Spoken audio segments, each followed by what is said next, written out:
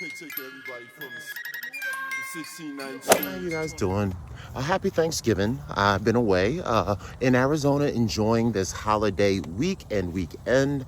We're coming towards the end, so I was back to Los Angeles and back to the grind and also trying to become your president one day as I survive as a regular American like you. This is my Camp David look. So when I go on vacation and they make me buy that dog, because you know they're gonna make me buy a dog when I'm president. This will be the look I'll be rocking at Camp David when I go on vacation. And when I play too much golf like Trump and Obama. So that'll be fun on it. But let's talk about something today. I was thinking about family this Thanksgiving. I hope you guys had a great Thanksgiving. Got to see all your family members and friends and show all the love. And take advantage of the spoils of what is good. And remember, guys, there's bad too. And you can always learn from bad to learn not to deal with people again and how to handle life better down the road. So always think of that. And one of the bad things that recently happened that got everybody in an uproar, got everybody concerned, right at this family time, was our guy over in North Korea, Kim Jong-un, testing out a few missiles, trying to establish himself as a talking piece in the country. Well, I will tell you guys, I want to have a serious talk about this because I'm sick of them scaring you guys like this. Let me tell you something.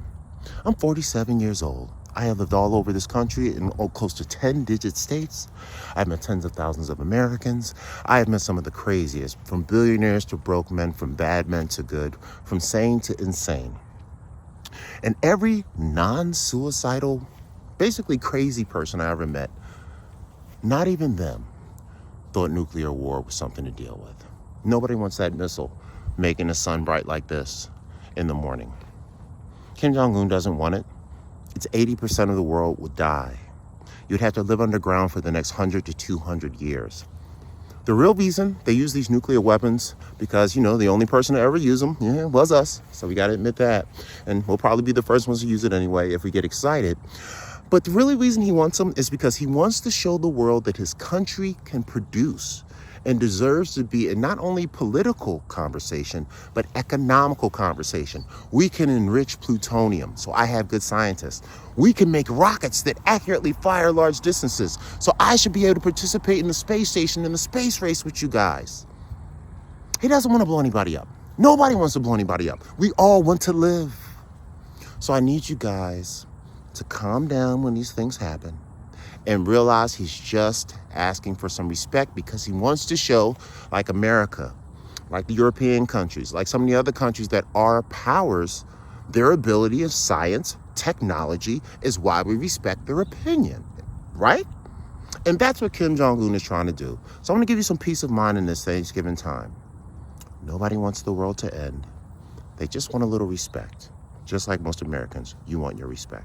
And that's why I'm running for president. So that's topic number one. Peace of mind, guys. Just want your respect like you do. All right, you guys. Topic number two for this presidential walk called Anthpny for President, Independent.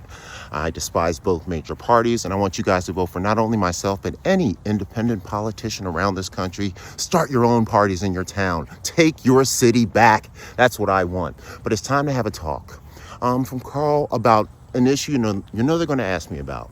Similar to Obama, you may notice I share some similar qualities, right? So I'm going to be asked the tough questions about race in America. And I thought of something that sparked my interest while I was looking. We had the football games this weekend, and I just found out that I guess Jerry Jones was involved in some activity back in 1957 where he participated in the protest of integration of schools. Now, I want to talk about something because I don't know what he's doing recently. So if he is still harboring these feelings, doing these things, definitely he should be checked on them. No questions asked. But if he's been a good man for the last 30 years, treating people with respect and dignity in proper situations and not manipulating and taking advantage based on race, I can't see how there's no way for redemption of that. Is there no place of redemption for you? Now, if he's still a bad man, then fine, let's deal with it. But if it's been 40 years and he's realized how much of an idiot he was back then, guys, look at me. I'm an African American. Every day I leave the house and somebody judges me for something they saw on the news about Philadelphia. I'm from Philly, So when they meet me, what do they think? Oh, this guy must be dangerous, right? It's not my history. It's not my past. Do I have no redemption? Is there no redemption for Carl for president when I have no jail record? I'm a good man. I represent the best in what we are. So I want you guys to remember that. And I'm going to talk about something too that I call accidental racism. I actually went to a dinner the other night, and there was a very young kid there. He's 8 years old. And I walked into the house, and the first thing he said is, "Oh my God, there's a black man in the house." I was like, okay. I fell out laughing. I love this kid. Number one, he was my best friend the rest of the night. I think he was fascinated. Because, I mean, come on. I'm 6'4", looking like this. I mean, who wouldn't be amazed, right? I sound so good, too. And I love people, and I love America. So that's what it's all about. But it wasn't like he was being a racist. He just doesn't have a lot of experience with African-American people. So everything he learns comes off of TV, word of mouth. You know how we got our friends that say stupid things. You might have some uninformed older family members that say stupid things, or they don't have the experience themselves. So you get lack of experience information from other people with lack of experience information. And then next thing you know, you're Jerry Jones standing in the back looking like an idiot while people are pretty much attacking some young African-American kids just trying to go to school and get an education and use good books instead of the beat up ones that were at the schools they were not, that they were going to beforehand. So remember accidental racism, guys. Not everybody's out here intentionally trying to be bad. Sometimes it's who they grew up around. It's how they were groomed. It's how they were socialized. And they just don't have the information. But I will tell you something. They are willing to learn. And that's what you want to look for. Not if somebody was a bad man 40 years ago or made a poor choice 40, 50, 70 years ago. Would you not want to let anyone out of jail? Do you not want to forgive anyone if you're a Christian? Do you not want forgiveness from God? If you're a Christian, when you go back and you apologize for your sins, when is redemption available? When can you clarify your safety? Is there ever a chance for you to come back to be you? So you got to remember, what kind of human are we? Are we humans that have no mercy? Are we humans that love freedom, that love family, and that love every American and person walking around this planet? We just haven't known each other so well, so we get confused. So that's our situation on that. So give Jerry Jones a break, guys. But then again, let's run him through the poll just to scare the crap out of him. He is a rich, dude. So you love that in America. I mean, run for president. All right, you guys. So this is going to be my final policy video. I figure these shorts are a fantastic way to get my direct policy and ideas that I want to push as executive orders, recommendations around the country, Supreme Court recommendations if possible, recommendations to Congress for laws to be passed. I think this is a great way to get them out to you so you guys can get them and get an understanding of my goals. Now, I don't know if you guys know, as a person running for president, this probably sounds crazy, but I was going to be the president. I have about 75 to 100 positions based on all levels of society, domestic, international. I got some space ideas too, and also some personal issues and moral situations. So a lot of laws I plan on working on. They're not laws and change, but things for the better for American.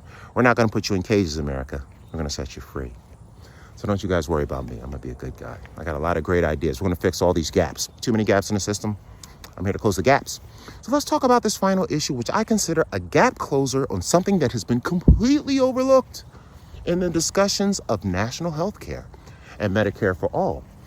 And it's strange how we overlook them because we love our women. But yet we seem to overlook our women. Number one, our women are working now. Most women in America work. Most married women in America work. They deal with the kids, they have the husband and wife, and they work. And they care for the kids, and they cook, and they do all this kind of stuff. These women are out with businesses. They're building, they're captains of industry too. They're putting in great work. They're helping America make a better market.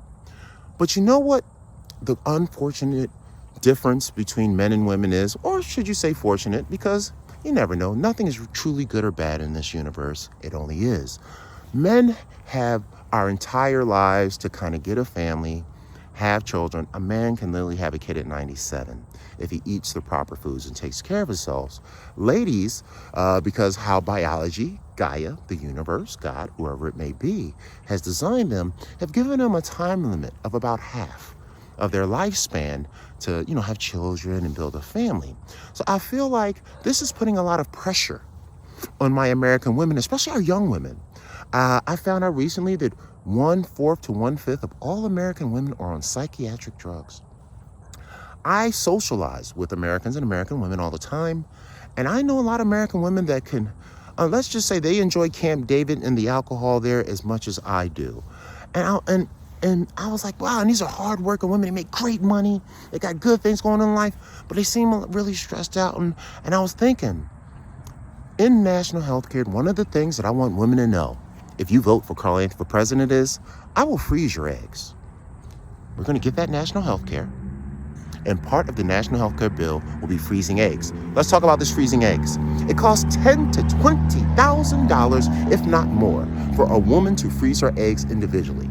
Right now, what average American woman has $10,000 or $20,000 to protect herself years down the road at a young age? Almost none. We got to do something about that and take the stress off our ladies, our daughters, and our girls. If we nationalize it, guys, we're talking doing this probably $2,000 to $5,000 per, and it would benefit all Americans, and it would take the stress off our babies' backs so they can go out there and build and make even a better America. You think America's great now? Wait until you take the stress off my ladies' backs of worrying about a time frame they have to worry about because of biology. And that's going to be an America that's going to flourish. And I'm going to freeze your eggs for you ladies. We're going to get that national health care, and we're going to build this country and make sure you get the kids and babies and families you want when you decide it's time. Carl Anthony for president, independent. Make sure you vote for all independents, all third-party people. I hope you like my Camp David summer outfit. And I hope you guys had a great Thanksgiving. And I'll be back in later days and weeks with more talks, some policy videos so you guys can know what I really think and what I really plan to do, not just a bunch of jibber jabber. And I love you guys, and God bless America. Well, everybody, just bless America, whatever it is. Have a great one, guys. Peace. All right, you guys, topic number 3 for this wonderful walk on this Thanksgiving week closing day. This particular one I want to talk about, one of the biggest linchpins to any political discussion I have, it's economics versus socialism versus care. Do we give people services, or do we take services and pay people more, or do we let people figure it out themselves, right? And our Democrat and Republican commanders hold this argument very tight, and most people give me this feedback when I talk. If I'm talking to someone that is from the left, that are more liberal, and I tell them my policies, you know what they tell me? What are you, a Republican? What are you, a conservative? I'm like, no, I'm not. And then guess what? When I'm talking to a conservative or a Republican, what do they say? What are you, one of those liberals? What are you, one of those liberals? I'm like, no, I'm not. I actually don't like both major parties. But both of them have good ideas that we meet in the middle. And that's where my political strategy is called up. And I've discovered a name for it. Because if you just call it something else that exists now, people will immediately attribute it to the worst part of it in history. So I have developed a new term. It is called holistic capitalism. Oh, Carl, what is holistic capitalism? Carl for president, what is that? Well, one of the things that went wrong with the kind of stuff you could attach yourself, such as on the Republican side, when Trump ran, they had the Make America Great phrase. People hated it. It had a lot of bad attachments, and now it's poison. But at the deep root of it, it reminded me of an old TV show we all loved called The Wonder Years, with Fred Savage and his dad working and the mom at home, or Leave It to Beaver. That era, right? What's Happening, Good Times, all the movies where you had families with homes, raising kids, the dad worked, mom basically stayed at home, kids took care of stuff, got raised, right? Well, this is the America Great that those people that you're not so happy about, that's what they're really talking about. They're talking about a time previous to the Vietnam War in 1965 when civil rights got cleared and women's lib came in the early 70s. Americans used to raise equally with the rich. It's called the stagnation of wages, and it started in the early 70s. Well, previous to that, If the rich made 50% more, we still got 25 or 40% more on our checks. We went up equally with them. We rose right with them. They go up 50%, we go up 50%. So if he made 100 and he goes up 50% to 150, if I made 50,000, I go up to 100. It just kept going up, going up. It was all fair, right? Right around the 70s, they made this big shift once they got a really large market of people, such as women, people of color, to work now because they wanted to be in the market due to civil rights, women's lib, and they had a lot of returning soldiers. So a lot of their family members had to work to cover them because, a lot of boys come back a little different when they come back for those situations. So they're not really good at a job at that time. So they had this large workforce. So what they did was they decided, okay, the rich guys are going to make 90% more, but then they're only going to give us 2 to 3% every year. And they call it a living increase. And you think it's a raise. But if you look at modern inflation, it goes anywhere from 2 to 6% every single year. So pretty much any year it's not 2% inflation, you've basically lost money. And every once in a while you get a little back, but in the majority you lose money every year. And that's why things always get more expensive. And that's why rich people don't really care because they have a larger amount of money coming in, so they just spend more. But the average person, every year, your money is getting slowly sucked away from you, piece by piece. And we have to stop this, and we have to get holistic capitalism back, where the average American rises equally with the successful American. We don't want to make rich people poor. We want to make it fair. Let's spread the love. Let's be holistic in our capitalism and make sure we do it for all Americans, not just a small few. All right, guys. So I also want to give you guys some policy talk in this morning. Because, I can talk about social issues and how I feel and how I'm a person and I'm a happy guy or a mean guy or a nice guy. Yeah. Okay, Carl, if you're president, what kind of laws are you going to pass? What kind of things are you going to do to make the American life better? So one of the things I notice around America, I feel like we've lost a motivation for people to get married, stay together, and build families. 60% of American homes, as of most of the last census, are now single-parent homes. That means most of America are single people like your president. Just so lonely, I know. But I'm okay. I got you guys. But most of our country is single. And I think it's because there's no advantage to being married for some people in America. And I think we need a benefit. So I had a plan and I have an idea, and this is going to be definitely one of my executive orders, if I can sign it first day for federal purposes, and then of course recommend it to further states. It's something they should expand out around the country. You notice how we have in the military, and I learned this from my military guys, go military boys, you give it all up for us. I noticed that they have these statuses such as E1, E2, E3. If they would get discounts and certain benefits at certain stores, depending on certain areas, because they're in the military and they have a certain level of status. Well, why don't we equip this and add this to marriage in America? If you're married initially, you're an M1. 5 years into the marriage, you're an M2. 10 years into the marriage, you're an M3. So on and so on every 5 years. And basically, you, of course, can max out after 20, 30 years to the max benefits. But what would happen is when you went out to stores and went to get a bank loan and went to the supermarket, you would get a discount based on your M1, 2, 3, or higher level, as you are proving to America that you are a family that's building, working together, and doing something, and we want to support that. I also was considering, because I'm not one of those Yang Gang guys with the check for everybody. I kind of like it, but I don't think we're at that point in society yet. I think we have about 20 more years before technology reaches the point where we won't need to work 40 hours a week, and then we're going to need a consistent salary for everyone to be handed out. But at this time, that's not necessary. But I would like it for married couples. Married couples right now, even if it's a couple $200, $300 a month, something small, do you know how appreciative and respectful they would be of their relationship and how people would choose better with relationships if they knew they could get these M1 levels, how hard they would stay together, fight together to build, take advantage of the extra money that we send them every month to keep them like, man, I love being married in America. You ever heard somebody say that? I love being married in America. I want you guys to say that when I'm president, okay? So remember that. And that's going to be one of my policy ideas and one of my executive orders. That's the first 100 days executive order right there, and recommendation to all other states. And if I can push it anywhere else, yeah, that's going to be one of the things I lean on. The marriage one levels, We got to respect marriage. We got to get family back. Let's make it beneficial to be married in America for once, and not just a hassle. Another issue I want to discuss right now is American safety abroad. A young lady from North Carolina named Shaquella Robinson recently went to Mexico, Cabo, I believe, with some friends and did not come back. And apparently her friends did some strange things. Fortunately, I don't have to give my opinion on what I would do as president because they are doing it right now. The FBI is on it. They're working with the Mexican authorities. They're passing information. And if necessary, not only will they be arrested here and arraigned and jailed, they may also be sent back to Mexico and arraigned and jailed either afterwards, before, or in between. So they're going to get what they deserve.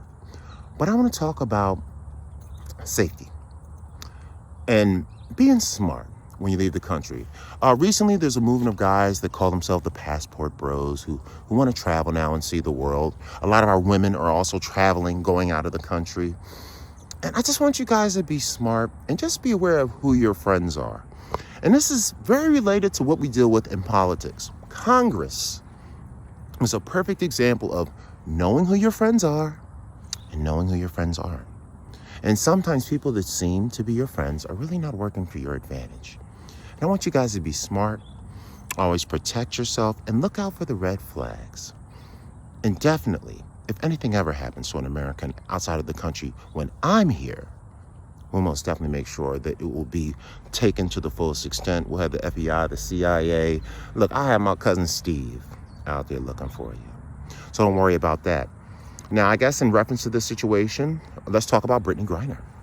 Now, guys, America is a country of laws, is it not? Guess what, guys? Other countries are countries of laws, too. I know, it sounds ridiculous, right? Other countries have laws? Yes. Yes. They have constitutions. They got courts and judges and lawyers. Yeah, they got actual laws. Everybody else is not living in the jungle, America. So let me tell you guys something, as much as I love you. You go to another country and you legitimately break the law, you will suffer the consequences of that. I don't care who you are.